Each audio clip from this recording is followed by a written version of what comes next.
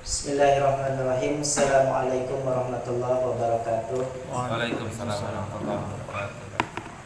Alhamdulillah nahmaduhu wa nasta'inuhu wa nastaghfiruh wa na'udzu billahi min syururi anfusina wa min sayyiati a'malina. Man yahdihillahu fala mudhillalah wa man yudlilhu fala hadiyalah. Asyhadu an la ilaha illallah wa asyhadu anna Muhammadan abduhu wa rasuluh la nabiyya ba'da. Amma ba'du. Wa qala Allah ta'ala fi kitabihil karim, a'udzu billahi minasyaitonir rajim. Bismillahirrahmanirrahim. Wa qalu subhanaka la ilma lana illa ma 'allamtana innaka antal alimul hakim. Shadaqallahul adzim. Alhamdulillah, pada kesempatan yang saya hitung ini udah ke-9 kalinya, dimulai bulan Mei 2024 sampai sekarang alhamdulillah sudah menginjak ke-9 kalinya pertemuan pengajian kita. Atas inayah dan irodahnya rahmat Allah, kita semua diberi kesehatan sehingga kita bisa bermuajahah dalam taklim. Alhamdulillah, salawat beserta salam semoga tetap tercurah limpahkan kepada baginda alam Habibana wa Nabiyana Muhammad sallallahu alaihi wasallam, kepada keluarganya, para sahabatnya, tabi'in serta tabiatnya, dan kita selaku umatnya. Mudah-mudahan fi yaumil akhir nanti dapat syafaat dari Nabi Muhammad. Amin Allah.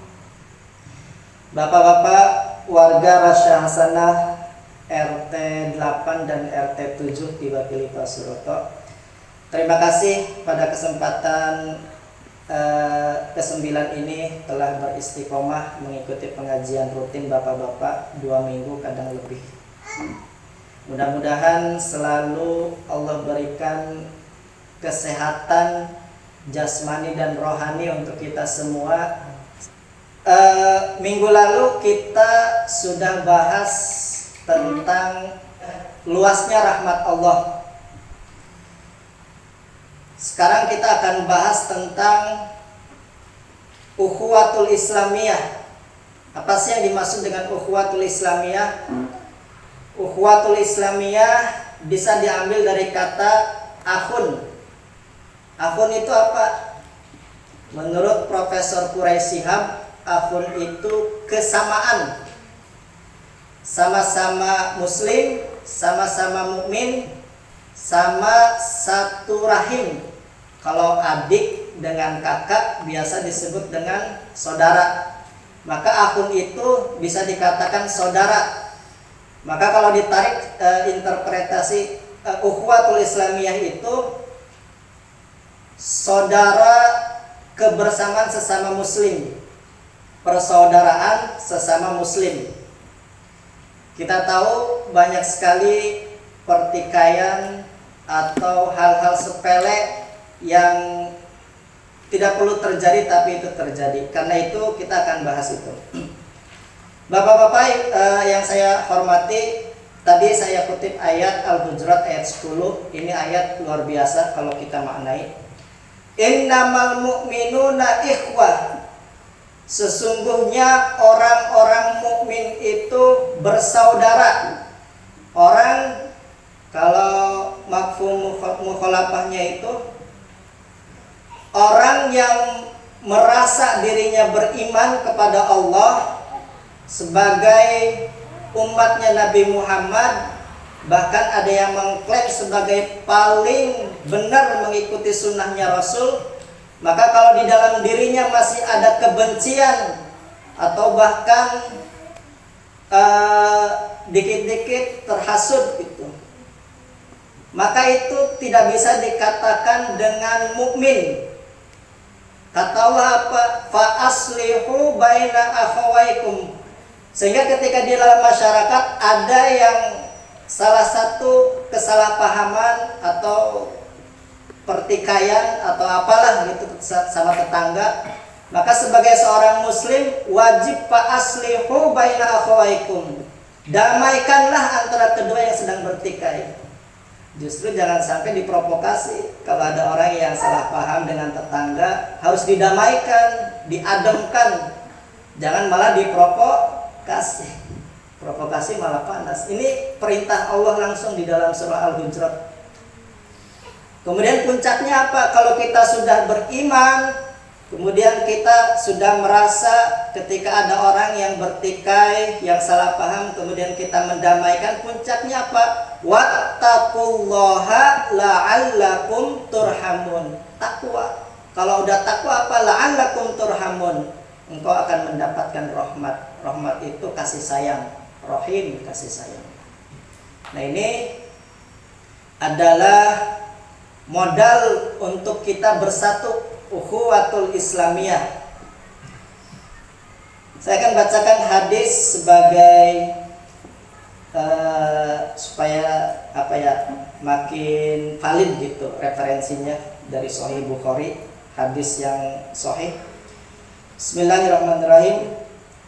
Ini hadis nomor 2559 di bab tafsiril birri wal ismi. Hadatsani Yahya ibnu Yahya qala qara'tu ala Malik an Ibnu Syihab an Anas bin Malik anna Rasulullah sallallahu alaihi wasallam qala la tabaghadu wa la tahasadu wa la tadabaru wa kunu ibadallahi ikhwana wa la yahilu lil muslimin an yahjurahu fawqa salasin. Kata Rasul apa? La tabaghadu, janganlah kalian saling kebencian sesama muslim. La tabaghadu wa la tahasadu, jangan juga saling menghasud. Wala tadabaru, dan belakang membelakangi. Wa kunu ibadallahi ikhwana, jadilah hamba Allah yang bersaudara, ikhwan. Tadi kata akhun itu. Wa kunu ibadallahi ikhwana, jadilah hamba Allah yang bersaudara. Ini Rasul sendiri yang bilang la tabaghadu, janganlah saling marah, wala tahasadu, jangan saling menghasud, wala tadabaru, jangan saling membelakangi, wa kunu ibadallahi ikhwana, jadilah hamba Allah yang bersaudara. Lanjutannya apa? Wala yahilu lil muslimin an yahjura akhu fawqa salasin. Tidak dihalalkan seorang muslim mendiamkan saudaranya lebih dari 3 hari. Pernah dengar nggak hadis ini? Jadi kalau ada orang salah paham atau apalah, itu tidak boleh dari lebih 3 hari kata Rasul.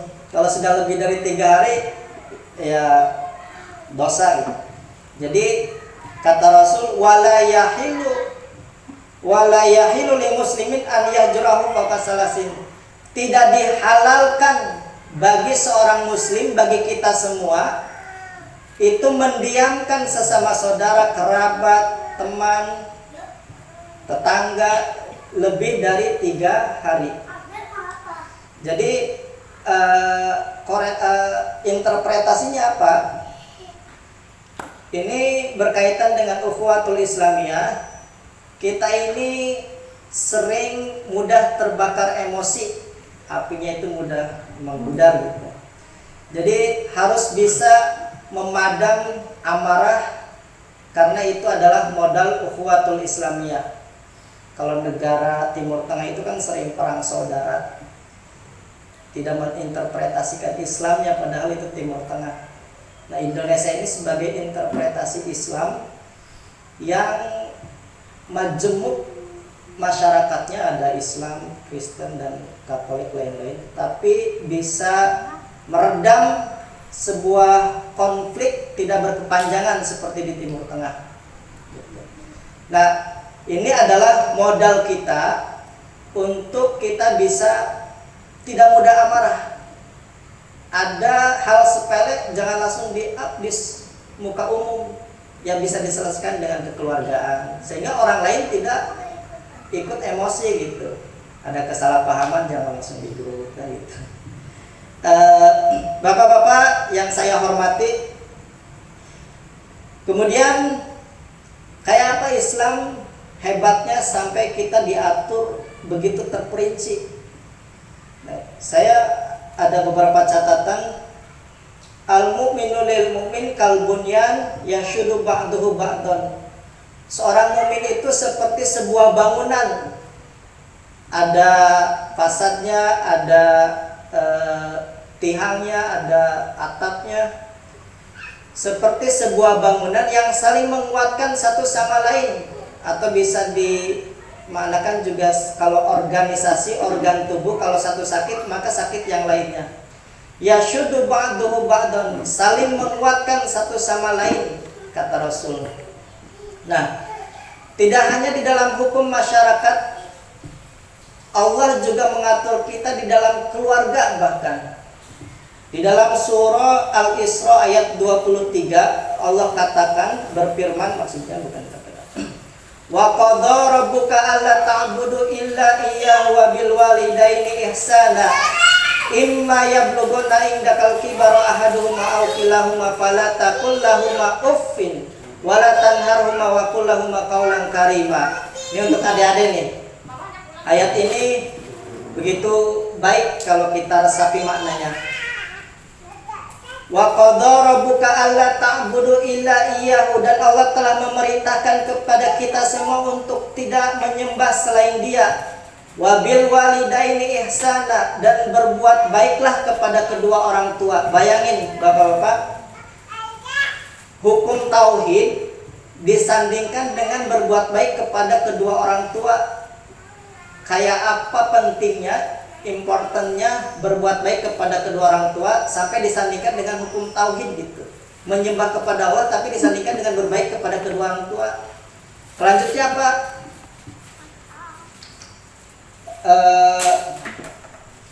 Imma yablughanna indakal kibara ahaduhuma aw kilahuma fala taqul lahumā uffin. Ketika kedua orang tua kita sudah dewasa, sudah tua, sudah tidak daya dan upaya, atau keduanya, jangan sekali-kali kita mengatakan uffin. Maksudnya ketika disuruh jangan menolak. Kemudian ayat selanjutnya dilanjutkan, wala tanharhuma, jangan berkata kasar kepada kedua orang tua kalau kita ingin hidupnya berkah. Kemudian kata Allah, wa qul lahumā qawlan karīmā, berkata yang baiklah kepada kedua orang tua. Sampai diatur dalam bertutur kata terhadap orang tua. Kayak apa bagusnya Islam itu. Jadi kalau hidup kita ingin berkah, kata Allah, jangan sampai kita berkata kasar, bertutur kata baiklah terhadap kedua orang tua. Ini di surah Al-Isra, bisa baca Bapak-bapak. Kemudian kata Rasul, dalam hukum bermasyarakat itu kita harus mengacu kepada 3 kategori, dan kita harus sama-sama baik ketika dalam kondisi 3 kategori itu. Contoh dalam bertetangga, dia muslim, dia kerabat kita, saudara kita, dia tetangga kita, maka tetap harus berbuat baik. Kemudian dia muslim, dia bukan kerabat kita, bukan saudara kita, bukan keluarga, tapi dia tetangga kita. Kata Rasul, tetap harus berbuat baik. Kemudian yang ketiga, dia non muslim, bukan Islam, juga bukan kerabat kita, bukan saudara, bukan keluarga, bukan anak, tetapi dia tetangga kita. Kata Rasul, tetap harus berbuat baik. Jangan sampai kita terbawa oleh suasana hukum sosial pada umumnya, yang katanya kalau dia baik kita baik juga, tapi kalau dia jelek ya kita ikut jelek juga. Dia jahat kita harus jahatin juga, jangan sampai. Kata Rasul, tetap dalam kondisi ketiga golongan tersebut, ketika kita berada dimanapun di bumi dipijak, di situ langit dijunjung, maka harus berbuat baik kepada siapapun. Nah itu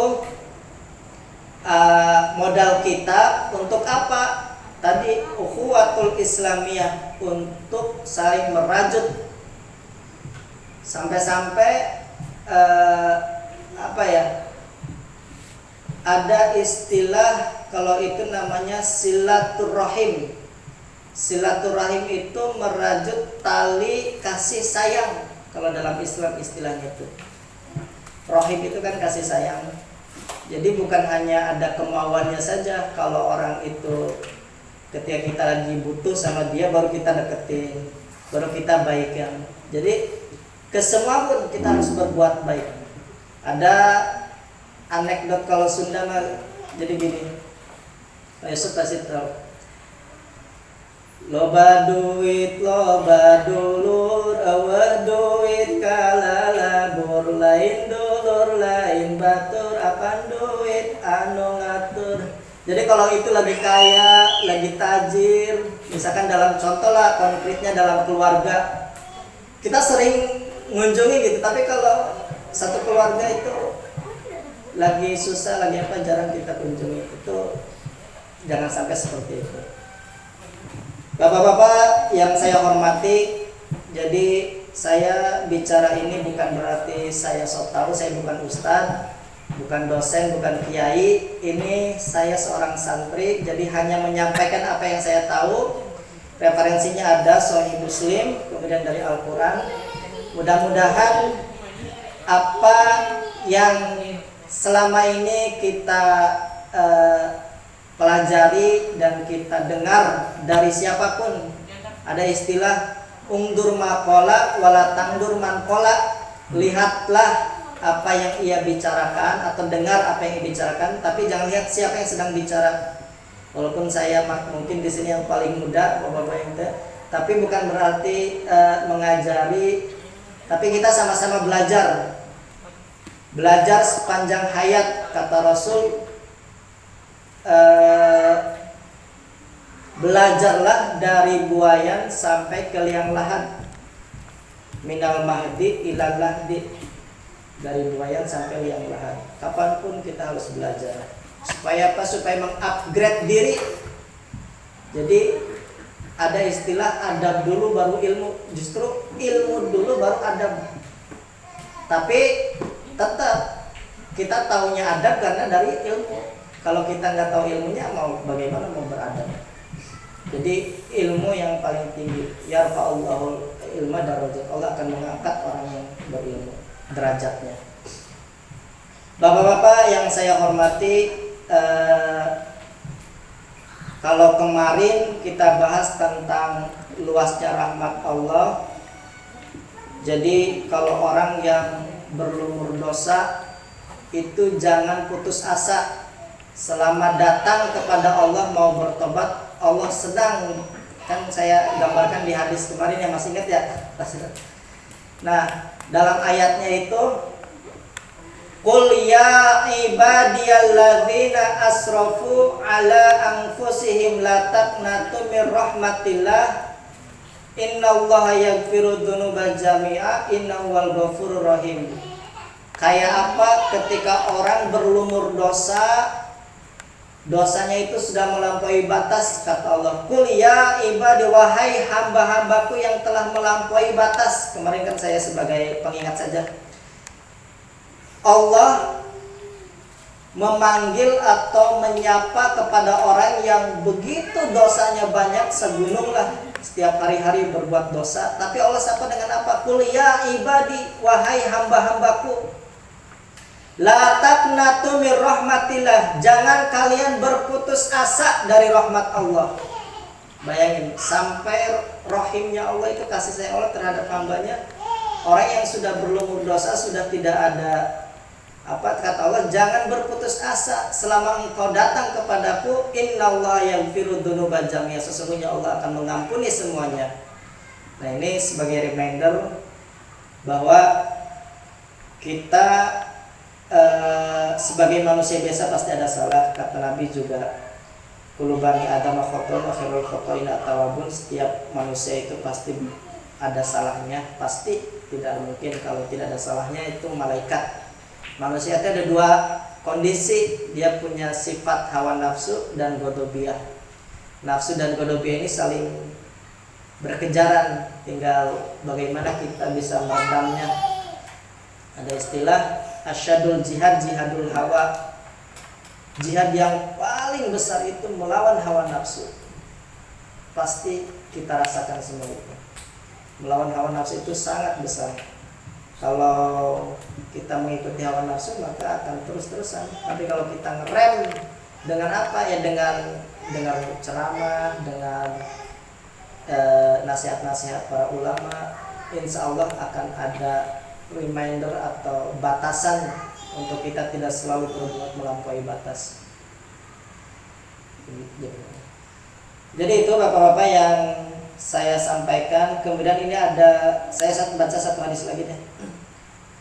Wa hadatsani Abdul Malik ibnu Syuaib ibnu Lais hadatsani Abi an Jaddi hadatsani Uqail bin Khalid qala Rasulullah sallallahu alaihi wasallam man ahabba an yubsata lahu fi rizqi wa yubsata fi asri falyasir rahimahu. Kata Rasul, man ahabba an yubsata lahu fi rizqihi wa yubsata fi asri falyasir rahimahu.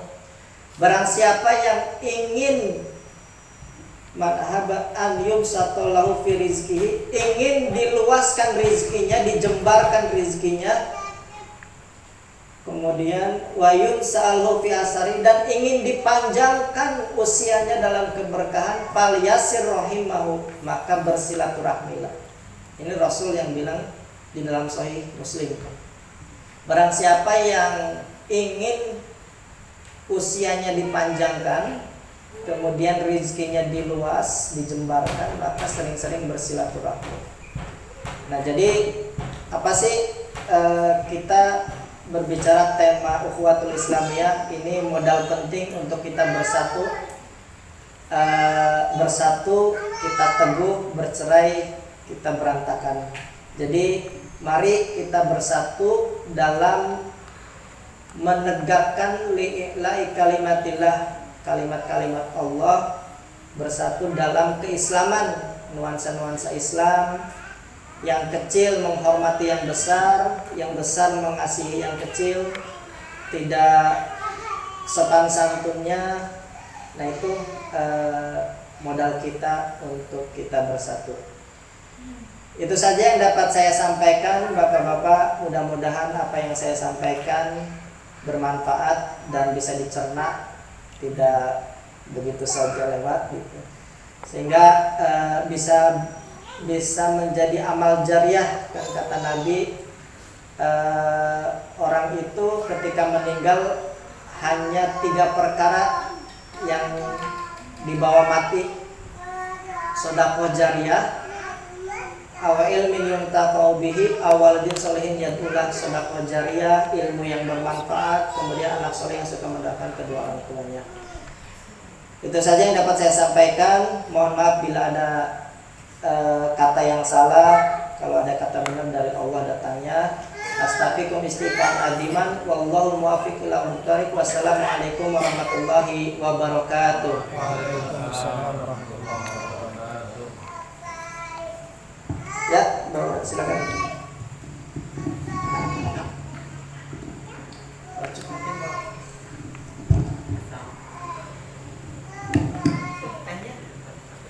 Ambil aja mas, bawa aja mas.